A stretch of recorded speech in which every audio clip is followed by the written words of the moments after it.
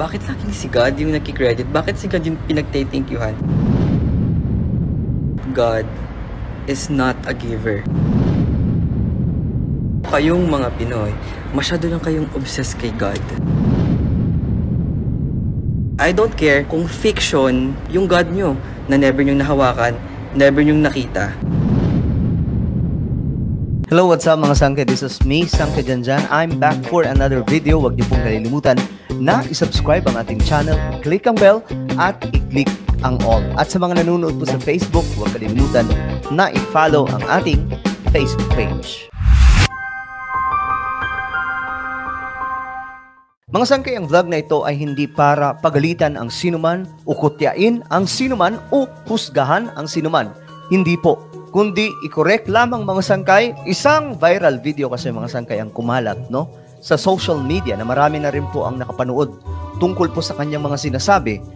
Tila baga ang pagpapahiwatig niya po dito, ang Diyos ay isa lamang pong fiction na hindi dapat pahalagahan katulad ng pagpapahalaga ng marami sa ating mga Pilipino. At ngayon, mga sangkay, sa video na to, magre-react po tayo. But again, hindi po tayo manghuhusga, kundi sasabihin lamang po natin kung ano ang nilalaman nitong salita ng Diyos. Siya po ngayon ang viral sa social media na kung saan mayroon po siyang kakaibang statement. Hi guys, it's me Asher Hernandez and I just want to talk about the issue that I'm facing today that Filipinas Today posted that is something relevant for them. Let me explain about it and let me summarize the scenario as well. So, ito po yung naging statement niya na ngayon ay maraming mga Pilipino, maraming mga Kristiyano ang nagre-react para sa kanya mga sangkay ang pagkakaroon ng ganong klaseng pag-recognize sa Diyos ay hindi po dapat gawin. And I'm praying na sana makilala po ni Sir ang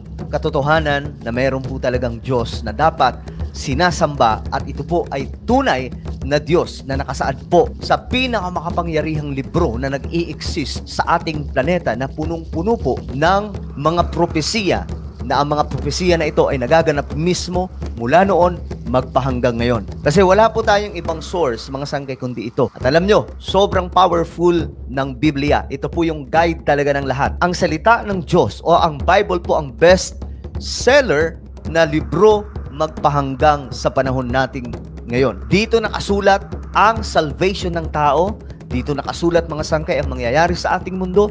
Dito nakasulat ang napakaraming mga propesiya na kasalukuyang nagaganap mismo, mga sangkay, sa panahon natin ngayon. Here's their post about my issue.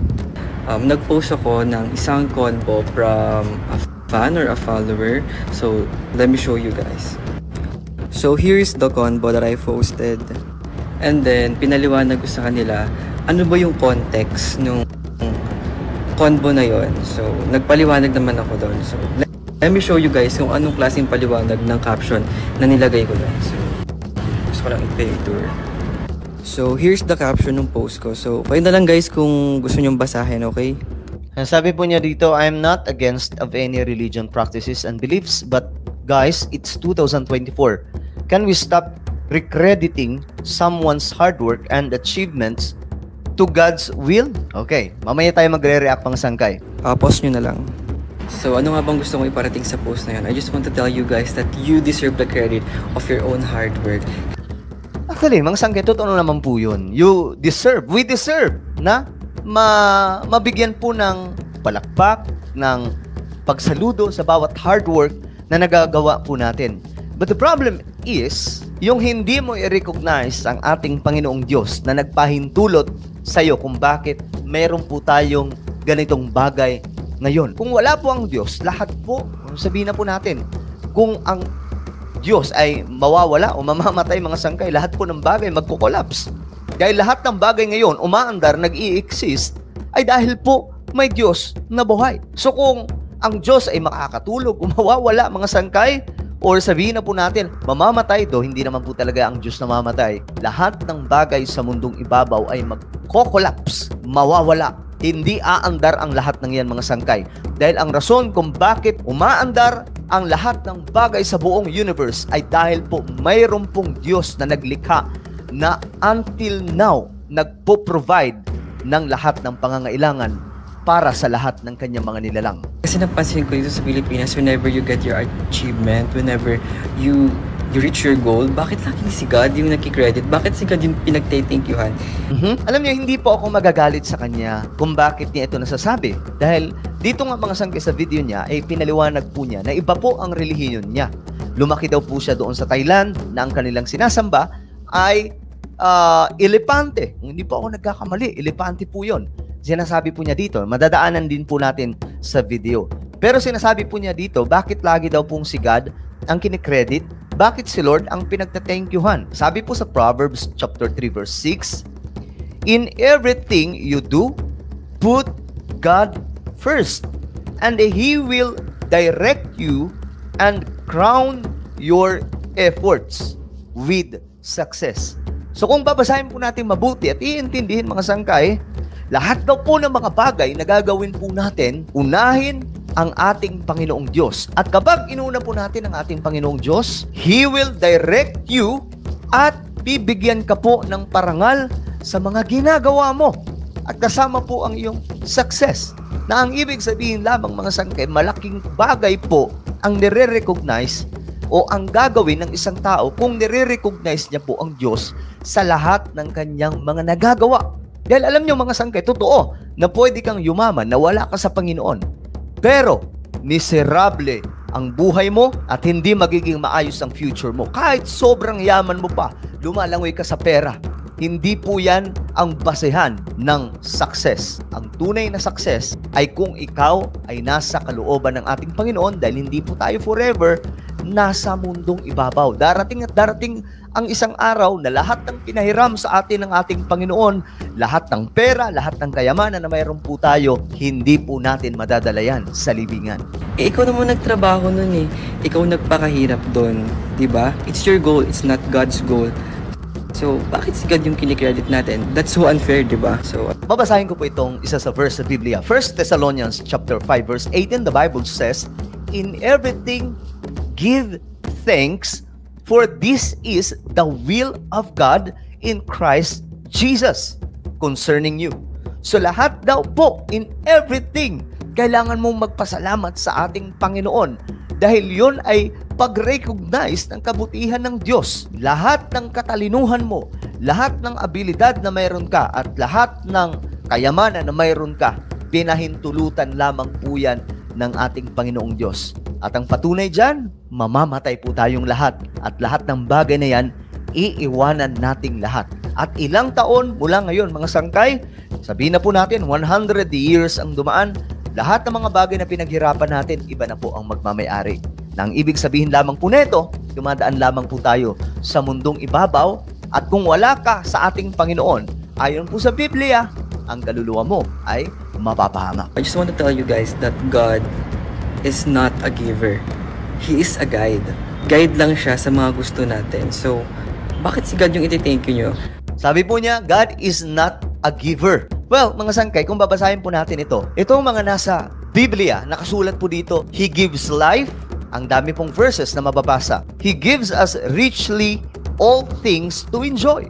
At marami po din verses mula sa Bible ang mababasa po natin. He gives rain, He gives the increase, He gives us the victory, He gives us rest from your enemies, He gives you a song, He gives strength, He gives breath, He gives grace and glory, He gives light. So lahat ng ito mga sangkay, kung babasahin po natin sa Biblia, God is a giver. He is the giver of life, mga sangkay. He is the giver of victory. He is the giver of everything that we have. So, kahit po yung mga talento po natin, pinahintulutan lamang po yan ng ating Panginoong Diyos. That is the reason na tinuturuan po tayo ng Biblia na basahin po itong librong to. Dahil itong librong mga sangkay, hindi po ito kagaya ng iniisip na iba na isinulat lamang po ng mga basta-bastang tao. Ang lahat ng nagsulat dito mga sangkay, kinasihan po ng banal na espiritu ng ating Panginoon. At ayon sa Biblia, hindi pwedeng bawasan o sobrahan ang mga nakasulat po dito. And again, God is a giver. Meron naranasan na ba yung may binigyan kayo ng tao ng blessings na sasabihin, thank you God? Bakit thank you God? Galing sa'yo yun, di ba? Hindi po talaga natin maiintindihan yan as long as wala po kayong encounter sa ating Panginoon. And I understand this person dahil wala nga po siyang encounter sa ating Panginoong Diyos. At kung papansinin po natin sa ating panahon ngayon, kagaya po nung panahon ni Noah, marami po talaga ang tataliwas na ang kaisipan sa kung anuman po ang naisulat sa Biblia o kalooban ng ating Panginoon, because we are living in the very last days. At lahat ng mga nakapropesiya mula po sa Biblia, kasalukuyang nagaganap, mga sangkay. My goodness, ito pong librong to, akala po natin wala-wala lang to. Itong Biblia, lahat na nangyayari ngayon sa ating mundo, nakapropesiya. Lalo-lalo na mga sangkay, ang last book ng banal na aklat, na Book of Revelation, kagaya po ng mga digmaan at marami pa pong mga disaster na nagaganap sa panahon natin ngayon. Lahat ng yan, isinulat na po sa Biblia. Weird.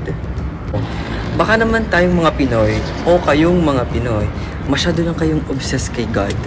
Naiintindihan natin ito mga sangkay. Kasi nga po, wala siyang personal encounter sa ating Panginoon. Pero tayo mga sangkay na naglilingkod sa ating Panginoon, may personal encounter tayo kay Lord. At yes, we are obsessed and we are aiming hanggang ngayon mga sangkay, we are seeking the presence of God.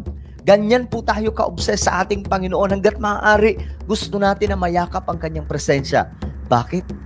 Yung nai-experience natin, hindi po niya nai-experience. Kasi nga wala po siyang personal encounter sa ating Panginoong Diyos. Kung babasahin nga po natin ang Jeremiah chapter 29 verse 11, tingnan nyo to. Ito ang plano ng ating Panginoon. For I know the plans I have for you, declares the Lord. Plans to prosper you and not to harm you. Plans to give you hope and future. Ganyan po katindi ang plano ng ating Panginoong Diyos. Lalong-lalo na kung tayo ay susunod sa kalooban niya, hindi po tayo maliligaw, bagkos i-guide po tayo ng ating Panginoon. Pati hindi na lang kayo mag-focus kung ano yung real life, di ba? Pero sa bagay, paniniwala nyo rin naman yan. Pero bakit pinapakalma nyo yung religion ko? Because I told you guys that I was born sa Thailand and iba yung religion ko, which is ang sinasamba namin doon na God is elephant. So you don't care if elephant yung God namin, because I don't care kung fiction yung God nyo na never nyong nahawakan, never nyong nakita. Kasi yung elephant sa amin nakakatulong sa bansa namin. Yung fictional nyo na gods. I-debunk lang po natin ito mga sangkay. Pero wag po natin awayin siya, okay? Intindihin po natin kasi nga wala po siyang personal encounter sa ating Panginoon at wala po siya gaanong kaalaman pagdating po sa mga nakasulat sa Biblia. Pero hindi po fictional o hindi po fiction ang pinaglilingkuran nating Diyos. Dahil ito po ay nakasulat sa pinakamakapangyarihang libro. Walang iba ang Biblia. In 1 Kings chapter 8 verse 27, sabi po dito, "But will God really dwell on earth? The heavens, even the highest heaven, cannot contain you." Dito mga sangkay, ipinakita mula po sa salita ng Diyos kung gaano katindi, gaano kamakapangyarihan ng ating Panginoon. And yes, hindi po talaga nahahawakan ng Diyos.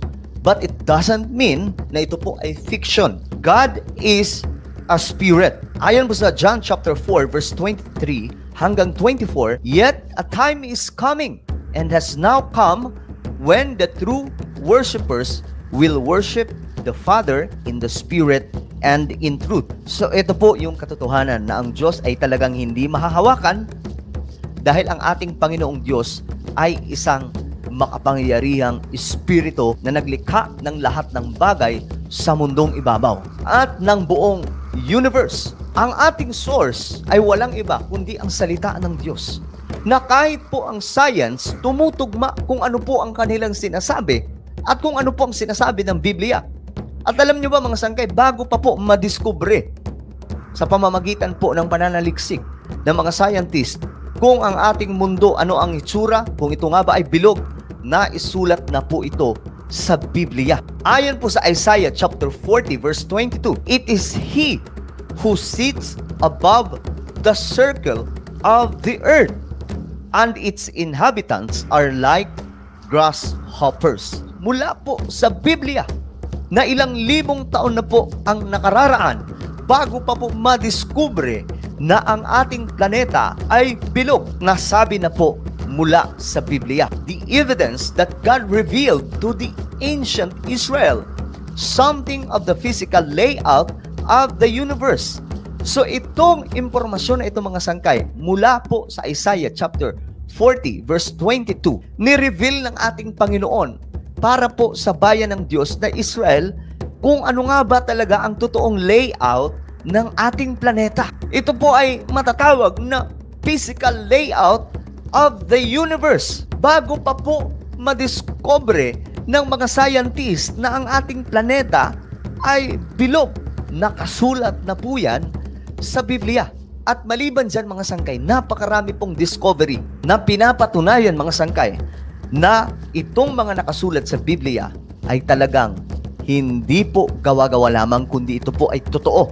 Kagaya na lamang po nito, ang patungkol po sa ebidensya ng Noah's Ark, na kung saan nakita po mismo ito ng mga researcher o mga scientist na naghahanap mga sangkay ng ebidensya kung nasaan nga ba talaga itong sinasabi sa Biblia na Noah's Ark, at nakita nila mga sangkay. At hanggang ngayon ay pinag-aaralan na ang ibig sabihin lamang nito, hindi po nagsisinungaling ang Biblia. Ito pa, isa sa ebidensya ay ang Sodoma at Gomora na syudad. Ang tinupok po ng apoy dahil po sa kalupitan ng mga taong nakatira doon. Nasa Biblia po yan mga sangkay, pero sa history po ng ating mundo at sa mga nagre-research, sa mga scientists, kung nasaan ang lokasyon na ito, nakita nga po nila na totoo na nag-i-exist itong syudad na ito. At magpahanggang ngayon mga sangkay, nakikita po nila yung mga bakas ng apoy na nakapaligid sa natupok na malaking syudad. Isa lamang po yan sa patunay na ang ating source ay walang iba kundi ang Biblia, na mayroong totoong nag-i-exist na Diyos. At kung hindi ka maniniwala, it's up to you. Magkita-kita na lamang po tayo sa White Throne Judgment. And yun lang guys, gusto ko lang na irespeto natin yung paniniwala ng bawat isa.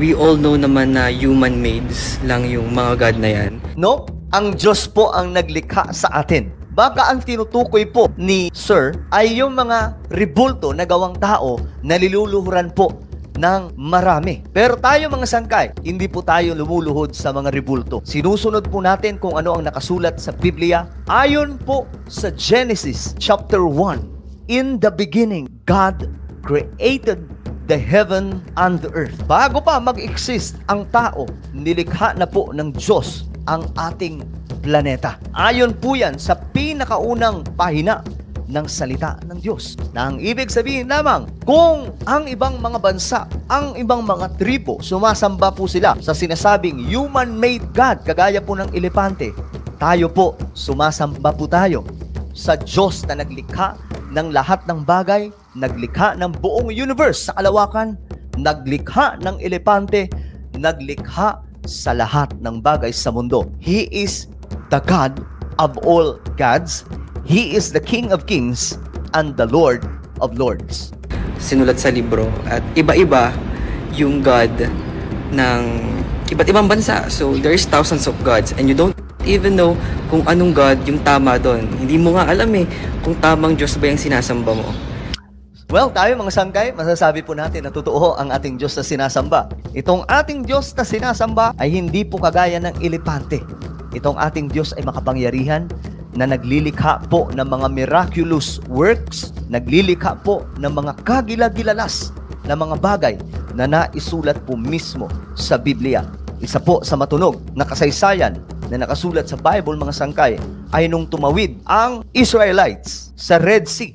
Isipin nyo yan mga sangkay, sinong nilalang ang makakagawa na itong Red Sea ay mahahati at makakadaan po ang Israelites, makakatawid para makaiwas po kay Pharaoh. Isang katakot-takot at nakakamanghang gawa ng ating Panginoong Diyos na pinapatunayan lamang po ito mga sangkay na totoo ang nakasulat sa Biblia, na hindi po fictional ang ating Panginoon, pero totoo po siyang nag-i-exist. At alam nyo, sa Red Sea mga sangkay na nahati, until now, yung mga ebidensya mga sangkay sa ilalim ng karagatan, naroon pa rin po sa ilalim ng dagat. Pero actually, Christians lang naman yung may impyerno. Siyempre, sila tong sikat. Matatakot ka mapupunta ka ng hell. Dapat lang po talaga matakot po tayo sa impyerno. Dahil yan po ay nakasulat sa Biblia. Ang impyerno ay hindi po haka-haka. Ang impyerno po ay totoo na nakasulat sa Biblia, na kung ikaw ay hindi susunod sa kalooban ng ating Panginoon ayon po sa mga nakapropesiya sa Biblia. Mapapahamak ang kaluluwa mo habang buhay na torment at pagpapahirap ang mangyayari sa kanilang kaluluwa sa impyerno. So what if maling God yung sinasamba mo? Papunta ka ba sa impyerno? Tama ba tayong mga Pinoy sa sinasamba natin? Tayo pa talaga na mahirap na bansa. So what else yung mayayaman na bansa na may ibang God? Mali ba sila? Wala po sa koneksyon mga sangkay ang kahirapan ng isang bansa sa pagkakaroon po ng isang tunay na Diyos. It doesn't mean na mahirap po tayong bansa, wala na pong katotohanan o wala na po sa hulog ang sinasamba po natin Diyos. Itong Diyos na ating sinasamba mga sangkay ay pinagmulan po ito ng paniniwala ng Israel na pinakitaan po mismo sila ng mga kagilagilalas na mga pangyayari na likha po mismo ng ating Panginoong Diyos na nakasulat po mismo dito sa Biblia mula po sa Old Testament. Ngayon mga sangkay, magbabasa po ako ng ilan sa mga reference na nakasulat sa Biblia na magpapatunay na totoo ang ating Diyos at wala na pong ibang Diyos na dapat sambahin. Isaiah chapter 44 verse 6 to 8, sinasabi po dito, "This is what the Lord says, Israel's King and Redeemer, the Lord Almighty. I am the first and I am the last. Apart from me, there is no God." Siya daw po ang una at siya rin po ang huli. At maliban din daw po sa Kanya, wala nang Diyos. At yan po ay nakasulat sa salita ng ating Panginoon. Wala pong ibang libro na makapagsasabi na maliban sa Kanya ay wala ng Diyos, kundi ang nakasulat lamang po sa Biblia. In verse 7, sinasabi po dito, "Who then is like me? Let him proclaim it. Let him declare and lay out before me what has happened since I established my ancient people and what is yet to come. Yes, let them foretell what will come. Do not tremble, do not be afraid. Did I not proclaim this and foretell it long ago? You are my witnesses. Is there any God beside me? No, there is no other rock. I know not one." Wala pong Diyos maliban sa Kanya. That is why He is the King of Kings and the Lord of Lords. In James chapter 2 verse 19, sinabi po dito na kahit daw po ang mga demonyo naniniwala na mayroong iisang Diyos lamang at wala nang iba. You believe that there is one God. Good. Even the demons believe that and shudder. So kahit daw po yung mga demonyo naniniwala po na mayroon lamang pong iisang Diyos at wala na pong iba, at nanginginig pa raw po si Satanas dahil alam na alam po niya na mayroong nag-iisang Diyos lamang. Isaiah chapter 45 verse 5, "I am the Lord and there is no other. Apart from me, there is no God." Wala na daw pong katulad sa kanyang Diyos. Sinabi po mismo ito mula sa Biblia. Pinapatunayan lamang po ito mga sangkay na ang elepante ay hindi po Diyos. Ang elepante ay bahagi lamang po ng creation nitong Diyos na nagsasalita at sinasabi po niya, maliban sa akin, wala nang ibang Diyos. Wala daw po siyang ibang kilalang Diyos maliban sa sarili niya. Siya po ang Diyos na naglikha ng lahat ng bagay sa ating planeta at sa buong universe. Ang Israel mga sangkay na pinagmulan ng kaalaman tungkol po sa nag-iisang Diyos na naglikha ng lahat ng bagay, naniniwala lamang po na mayroong iisang Diyos. At mula noon hanggang ngayon, tinuturo po sa kanila na mayroon lamang pong iisang Diyos. In Deuteronomy chapter 6 verse 4, "Hear, O Israel, the Lord our God is one." And bilang conclusion mga sangkay, Philippians chapter 2 verse 10 to 11. Medyo nakakakilabot po ito mga sangkay na bersikulo sa Biblia na nagpapatunay lamang na ang salita ng Diyos ay nagsasabi ng impormasyon na dapat na malaman ng tao patungkol po sa nag-iisang Diyos. That at the name of Jesus, every knee should bow, of things in heaven and things in earth and things under the earth, and that every tongue should confess that Jesus Christ is Lord.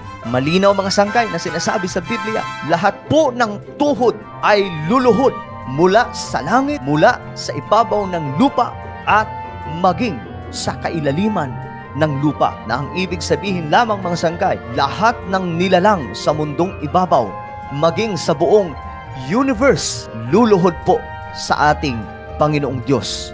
Ito pong Diyos na ito ay naglikha ng lahat ng bagay sa mundo at sa kalawakan. Naglikha sa elepante at maging sa mga Diyos-Diyosan na niluluhuran ng marami. Hindi po fiction ang sinasamba nating Diyos. He is the Alpha and the Omega, the beginning and the ending. Siya ang una at huli, ang pinakamakapangyarihang Diyos. At maliban sa Kanya, ayon po sa salita ng Diyos, wala nang ibang Diyos, kundi Siya lang.